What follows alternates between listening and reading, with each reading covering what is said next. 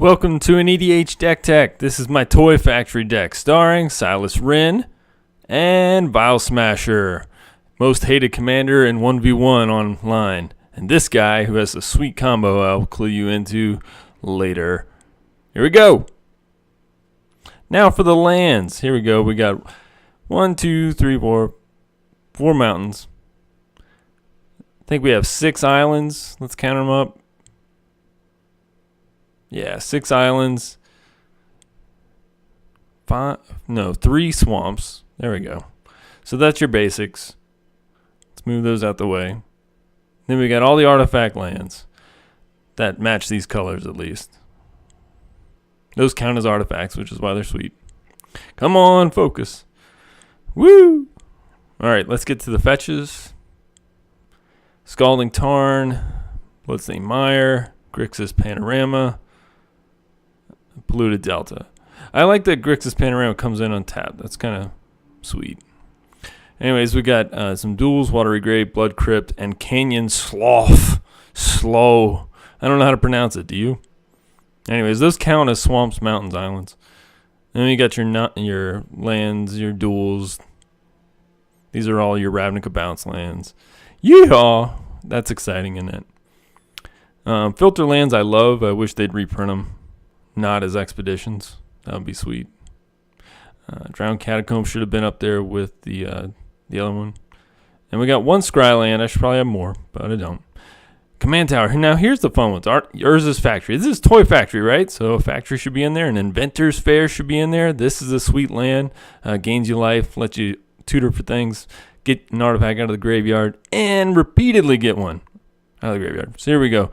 Now let's get to the rocks. The mana rocks. The thing that make this factory move around. Everybody loves a Soul Ring. Mana Vault, because you can untap it a lot in this deck. Mind Stone, Izzet Signet, Rakdos Signet, Worn Power Stone,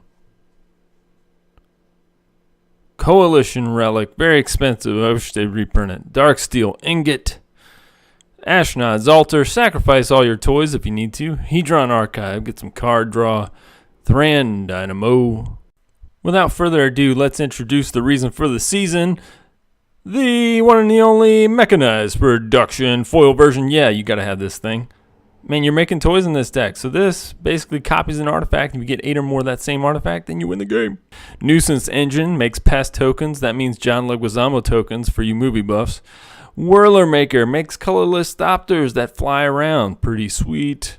Titan Forge. Let's make some more toys, except they're gigantic 9/9 colorless golem artifact creature tokens. Thopter Spy Network not only lets us make lots of Thopters, but it draws cards. Seems like we can do that in this deck. Tamio's Journal. They don't have to attack. They could just be clues. You can make a clue every turn. You can copy that 8 times. Seems like I could win that way. The Hive. The sweet new art. If you look at the old art, 1, it's bad. 2, the text is insane at 3rd edition and like before 3rd edition. It's nuts. You should read it sometime. Mirror Turbine. Put a token out. Also, you can tap 5 Mirror to look for some other mirror in the deck. They have 1 or 2. Mirror Matrix. Hey. All the mirror get bigger. Yay. Put some mirror on the ground. Next up, Thopter Assembly. Yay, it makes 5 Thopters all the time. Over and over and over again. It's awesome. And an oldie but goodie. I love oldies but goodies. Serpent Generators. This makes poison snakes. They actually give a player a poison counter. Nothing else in this deck does, but this does. This is kind of funny to me. And Summoning Station. Costs 7, but man, you just tap it. Unlike the other ones, you don't have to pay to make a creature. You make a pincher token. What does that look like? Maybe Chandra's parents know, huh? Pia and Kieran, do you know? Do you know what this looks like? You sack artifacts, deal 2 damage to start creature or player with them. And Hangerback Walker, last but not least. He makes tokens, lots of them when he dies. So here's some other utility things that we can do with our tokens. We can sack them to draw a card with Vault, Phyrexian Vault. We can equip a Skull Clamp and get 2 cards off of each one. Skull Clamp is super busted. In addition to the bustedness of that, we've got Marionette Master. I like to go ahead and fabricate, put the counters on her. So every time an artifact dies, you deal 4 damage to an opponent. It's pretty sweet. Hellkite Igniter gets +X +0 equal to the number of artifacts you control. Boom! And punching him in the face with Mirror Battle Sphere is always fun. Tap all your mirror, he does extra damage to a player and gets buffed. Similarly, Syndicate Trafficker gets super buff at instant speed. If you need him to, he gets indestructible. Tezzeret the Seeker makes all your little guys into big guys. And Tezzeret the Agent of Bolus, the foreman of it all, he makes everybody lose life equal to twice the number of artifacts that you have. Now you may be wondering why I'm showing you Clone Legion. Well, imagine doubling all of your artifacts. Or perhaps turning all of your Thopters and Mirror into 5/5 red dragon creatures with flying. That seems pretty cool. Seems like a good trade. These are some weird win conditions. I love weird win conditions. Or a Hellion Eruption. Similarly, sacrifice all your creatures and then put that many 4/4 red Hellions onto the battlefield. Hellions are sweet. Now these are kind of janky, I get it. But the deck is meant to be fun.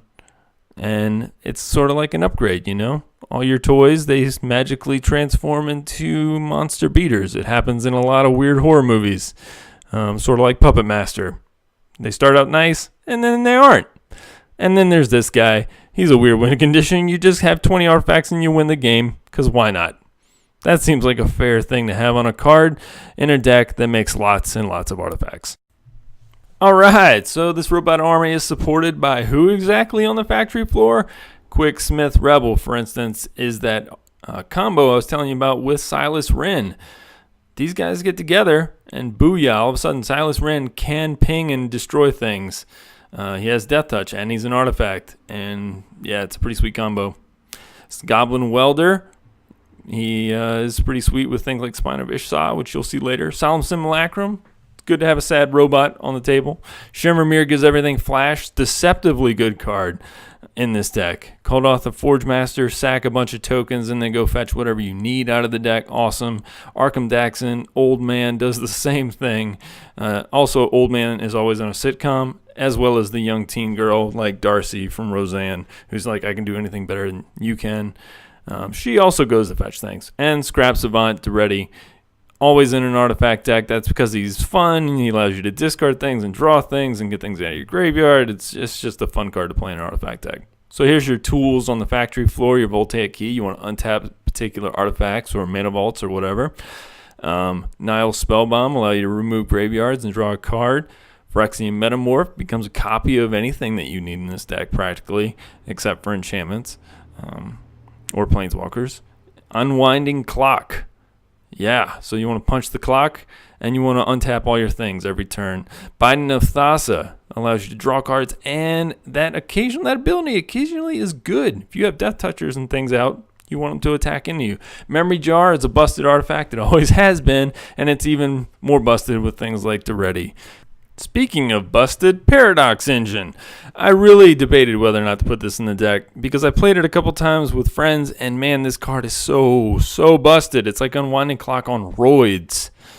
Untap all the non-land permanents you control? Seriously? Well, it's still in here. Spine of Ishsaw. There's a ton of a way to abuse this thing. You want to destroy it, right? So you sack it to Duretti.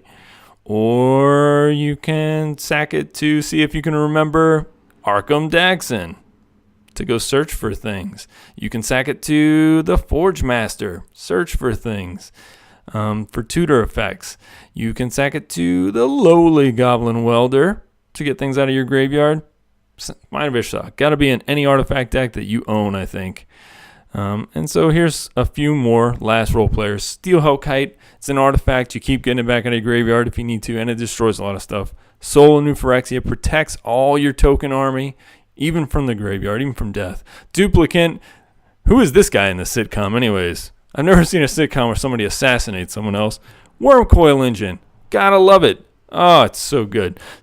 Sahili Rai is awesome. Maybe she can get you over the hump with your infinite combo mechanized production thing by making copies. Hex Parasite, I love to get rid of Planeswalkers. It's one of my favorite things to do in the game. He eats the counters. Steel Overseer, man, make all your tokens bigger. Tezzeret's Gambit, draw you some cards, proliferate all the counters you need it to. And there we go. Best of friends, vial-smasher, Silas Renn, business partners, and lovers.